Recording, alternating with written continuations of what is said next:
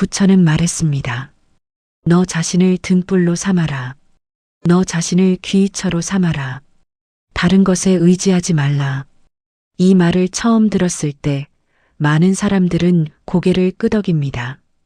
그리고는 여전히 다른 누군가의 눈빛 속에서 자신의 가치를 확인하려 합니다. 여전히 바깥에서 들려오는 목소리에 귀를 기울이며 그것이 자신의 생각인 줄 착각합니다. 우리는 참으로 오랜 시간 자신을 속이며 살아왔습니다. 그것도 아주 정교하게, 아주 다정한 얼굴로. 가만히 돌아보십시오. 당신이 지금까지 살아온 날들 가운데 온전히 당신 자신의 것이었던 하루가 얼마나 됩니까? 누군가의 기대에 부응하기 위해 웃었던 날, 미움받을까 두려워 삼켰던 말, 사랑받기 위해 자신을 깎아내렸던 밤.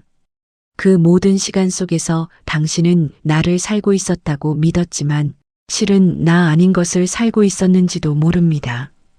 부처는 2500여 년 전 보리수나무 아래에서 한 가지 진실을 보았습니다. 인간이 괴로운 것은 세상이 가혹해서가 아니라 자기 자신을 있는 그대로 바라보지 못하기 때문이다.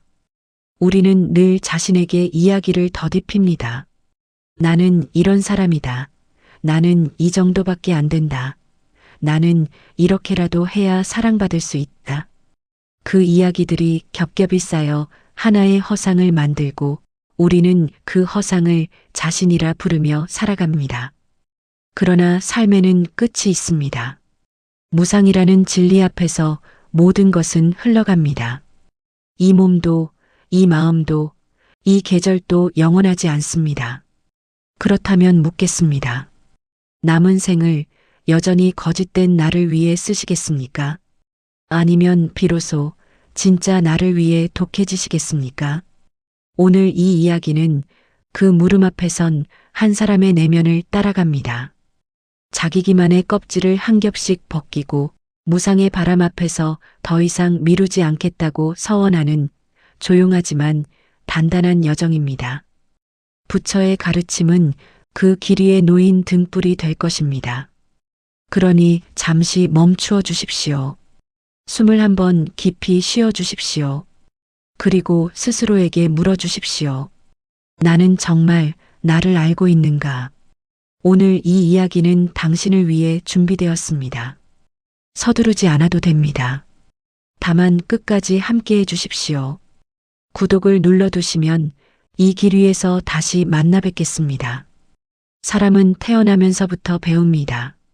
말하는 법, 걷는 법, 웃는 법.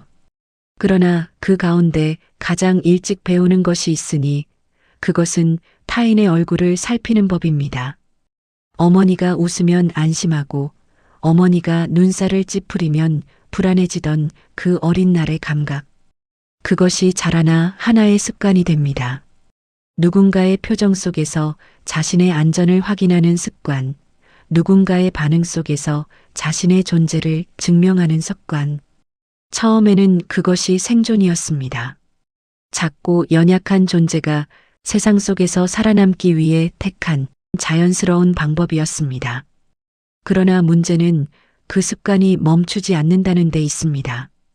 어린아이는 자라 어른이 되지만 타인의 눈빛을 살피는 감각은 여전히 그 사람의 가장 깊은 곳에 남아 작동합니다. 직장에서, 관계 속에서, 심지어 혼자 있는 밤에도 우리는 보이지 않는 누군가의 시선을 의식하며 자신의 말과 행동을 조율합니다. 부처는 이렇게 말했습니다. 얽매임이 있는 곳에 괴로움이 있다. 타인의 시선에 자신을 묶어두는 것, 그것이 바로 첫 번째 얽매임입니다. 우리는 스스로 선택했다고 믿지만 실은 선택당하고 있었던 것입니다.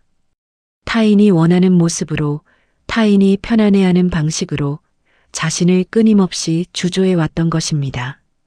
그런데 여기서 한 가지 정직하게 마주해야 할 것이 있습니다. 우리가 타인의 기대에 맞추어 살아온 이유가 과연 순수한 선애 때문이었느냐는 물음입니다. 많은 사람들은 말합니다. 나는 다른 사람을 위해 참았다. 나는 상대를 배려해서 그렇게 한 것이다.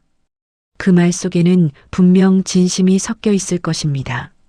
그러나 그 진심의 밑바닥을 가만히 들여다보면 거기에는 배려와는 조금 다른 것이 웅크리고 있습니다.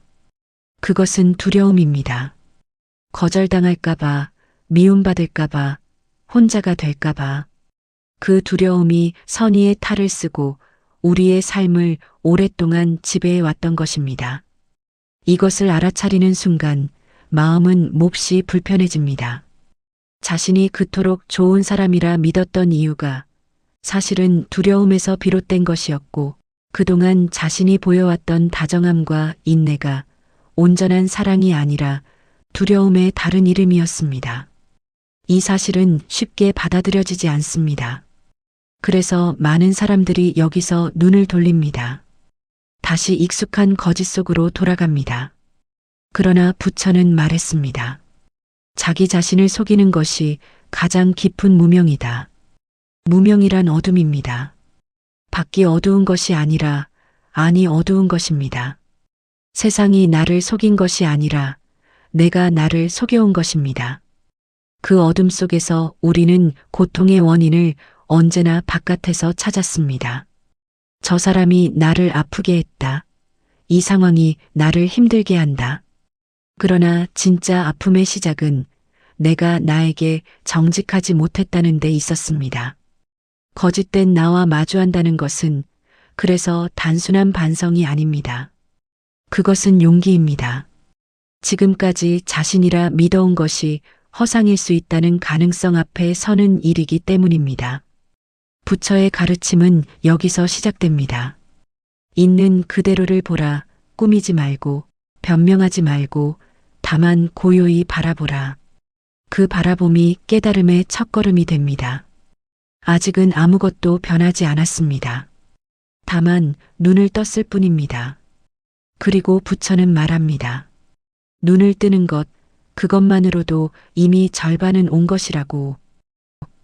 사람은 아플 때 자기 자신에게 가장 너그러워집니다.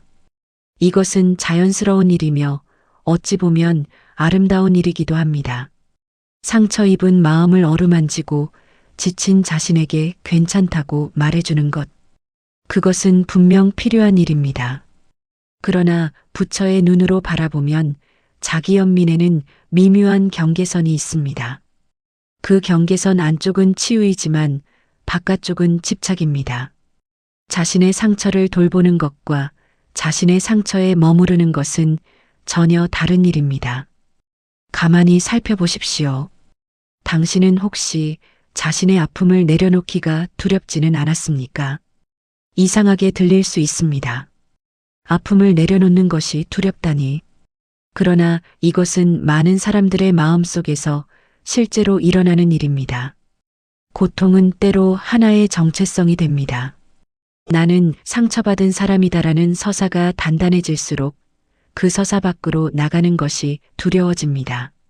상처가 사라지면 나는 누구인가 라는 물음이 의식의 밑바닥에서 조용히 울리기 때문입니다. 자기 연민이 피난처가 되는 순간 사람은 고통 속에 안주하기 시작합니다. 아프다는 사실이 일종의 안전지대가 되는 것입니다. 부처는 보리수나무 아래에서 사성제를 깨달았습니다. 그 첫째가 고제, 곧 삶은 괴로움이라는 진리입니다. 그런데 많은 사람들이 이 가르침을 오해합니다. 삶이 괴롭다는 것을 인정하라는 말이 괴로움 속에 머물러도 좋다는 뜻은 아닙니다. 부처가 진정으로 말하고자 한 것은 그 다음에 있습니다. 집제, 곧 괴로움에는 반드시 원인이 있다는 것입니다. 그 원인을 직시하지 않는 한 괴로움은 끝나지 않습니다. 자기 연민이라는 부드러운 이불 아래를 들추어 보십시오. 거기에는 우리가 차마 인정하고 싶지 않았던 것들이 숨어 있습니다. 변하기 싫다는 게으름, 책임지기 싫다는 회피, 지금의 자리가 비록 아프지만 그래도 익숙하다는 안일함. 이 모든 것들이 연민이라는 이름 아래 보호받고 있었습니다. 이것은 비난이 아닙니다. 인간이라면 누구나 가지고 있는 마음의 습관입니다. 부처 역시 깨달음을 얻기 전 6년간의 고행 속에서 고통 그 자체에 매달린 적이 있었습니다.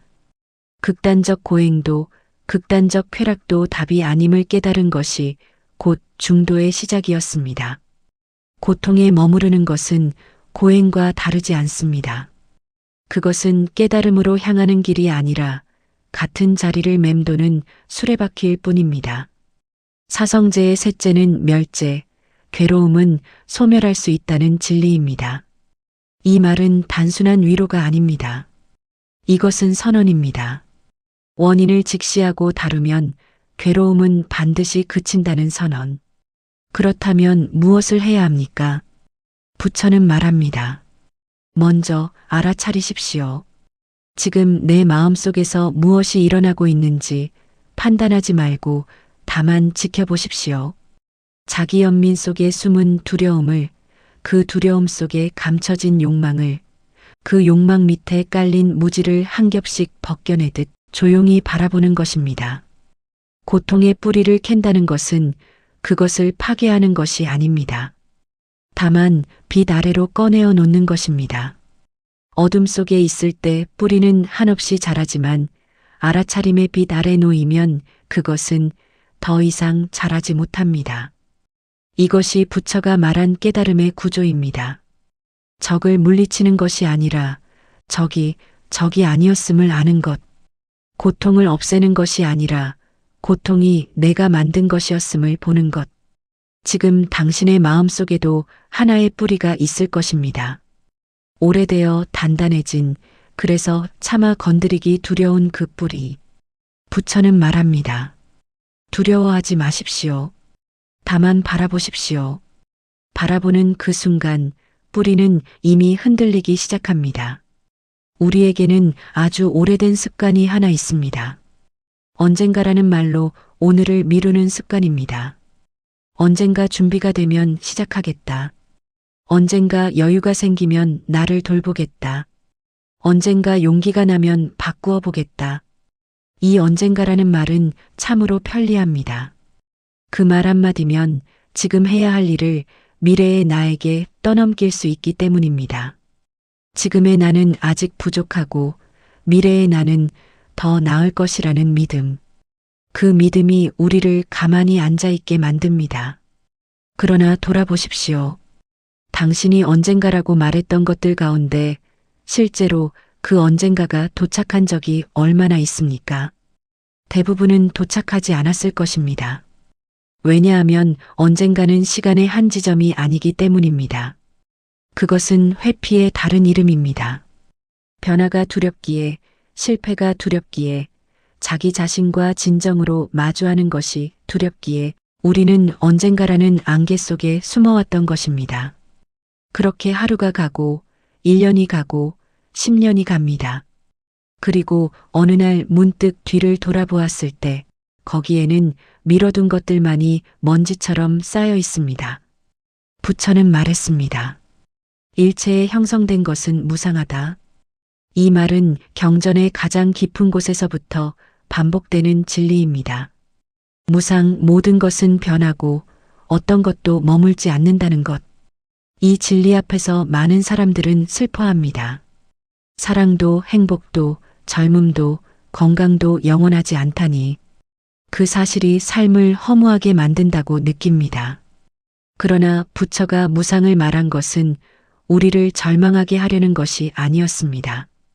오히려 그 반대입니다. 무상하기 때문에 지금 이 순간이 유일합니다. 다시 오지 않기 때문에 지금 이 호흡이 귀합니다. 당신의 이 몸, 이 마음, 이 하루는 두 번 주어지지 않습니다. 꽃이 아름다운 것은 영원히 피어 있기 때문이 아닙니다. 질 것이기 때문에 아름다운 것입니다. 삶도 마찬가지입니다. 끝이 있기 때문에 지금이 빛나는 것입니다. 무상은 빼앗는 것이 아닙니다. 무상은 일깨우는 것입니다. 지금이 아니면 없다고, 오늘이 아니면 내일은 약속된 것이 아니라고 그렇게 조용히 귀에 대고 말하는 것입니다. 법구경에 이런 구절이 있습니다. 이 세상을 거품과 같다고 보라. 이 세상을 아지랑이와 같다고 보라. 이렇게 보는 자를 죽음의 왕도 찾지 못하리라. 이것은 삶을 가볍게 여기라는 뜻이 아닙니다. 오히려 삶의 본질을 꿰뚫어 보는 자만이 죽음의 두려움에서 자유로워진다는 뜻입니다. 거품은 아름답습니다. 그러나 그것이 영원하리라 기대하는 순간 거품이 사라질 때 고통이 시작됩니다. 거품이 거품인 줄 아는 사람은 그것이 떠 있는 동안 온전히 바라볼 수 있습니다. 그리고 사라질 때 고요히 놓아줄 수 있습니다. 당신의 남은 생도 그러합니다. 얼마가 남았는지는 아무도 모릅니다. 그러나 확실한 것은 그것이 무한하지 않다는 사실입니다. 이 사실이 당신을 두렵게 합니까? 아니면 깨어나게 합니까? 부처는 이 물음을 던져놓고 대답을 기다리지 않습니다.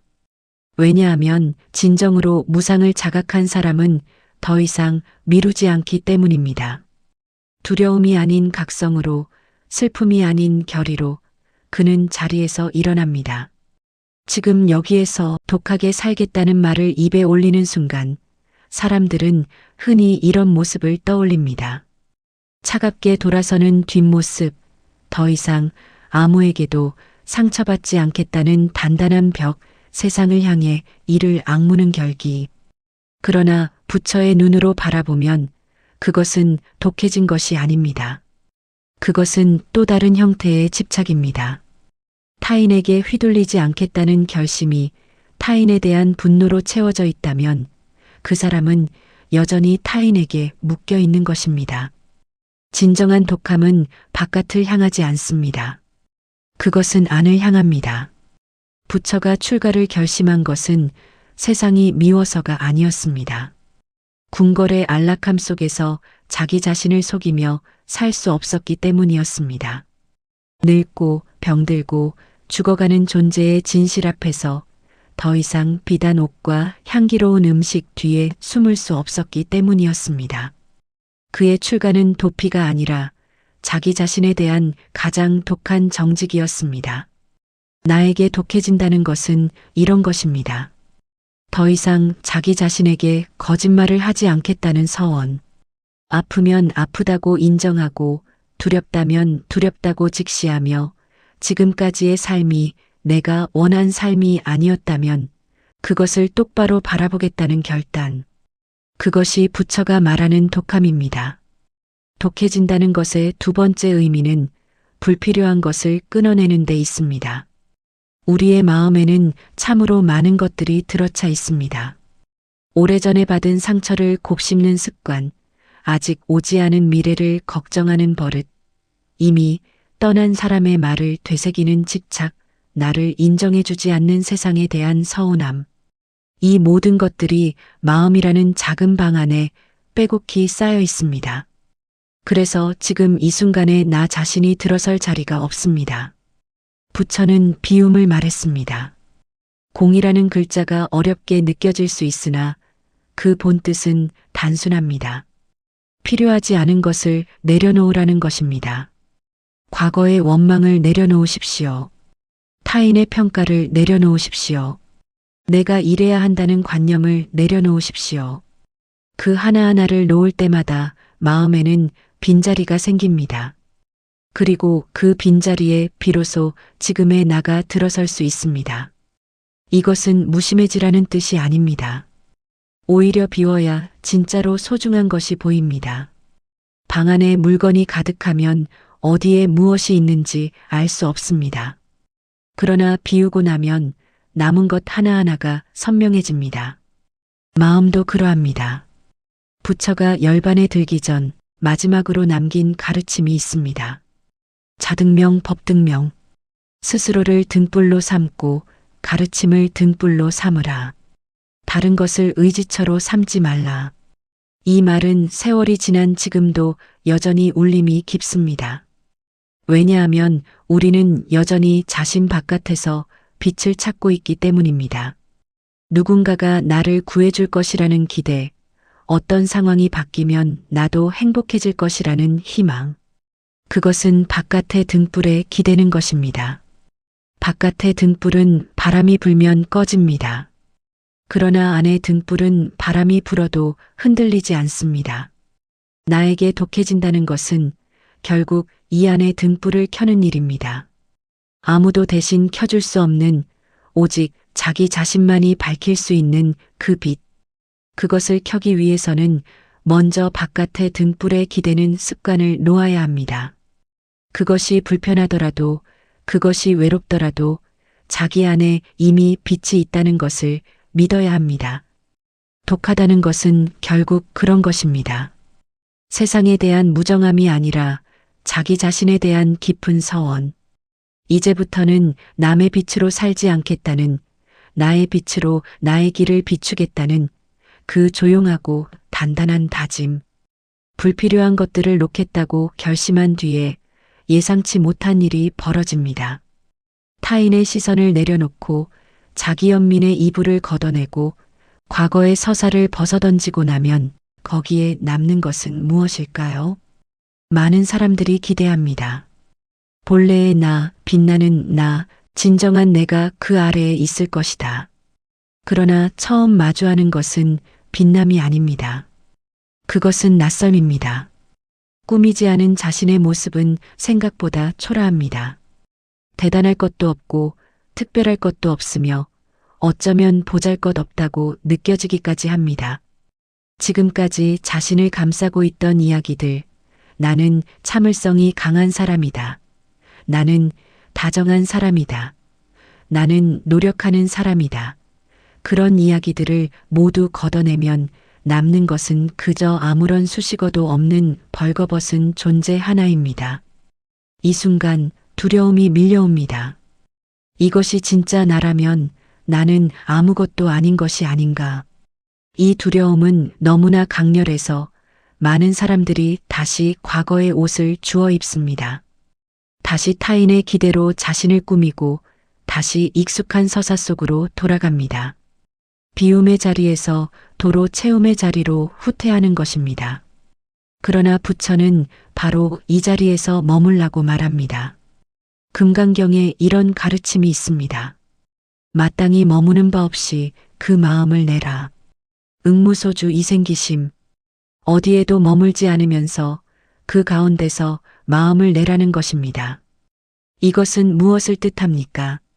아무것도 아닌 자리, 아무런 꾸밈도 없는 자리, 그 텅 빈 자리에서 두려워하지 말고 다만 있으라는 것입니다.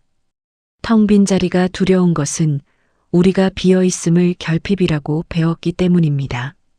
무언가로 채워져 있어야 가치가 있고 무언가를 가지고 있어야 존재할 수 있다고 믿어왔기 때문입니다.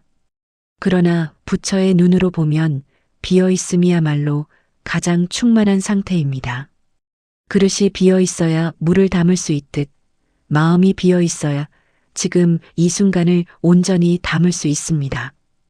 꾸미지 않은 나, 수식어가 없는 나, 아무런 역할도 없는 나, 그 존재가 초라하게 느껴지는 것은 착각입니다. 그것이 바로 본래의 모습이고 가장 정직한 모습이며 가장 자유로운 모습입니다. 두려움 너머에는 고요가 있습니다. 그 고요 속에서 비로소 마음이 쉽니다. 있는 그대로의 나를 바라보는 연습은 부처의 가르침에서 윗바사나 곧 알아차림의 수행과 맞닿아 있습니다. 알아차림이란 지금 이 순간 내 안에서 일어나는 것을 판단 없이 관찰하는 것입니다. 슬픔이 올라오면 슬프구나 하고 알아차립니다. 분노가 올라오면 분노가 있구나 하고 바라봅니다. 두려움이 엄습하면 두려움이 여기 있구나 하고 인정합니다.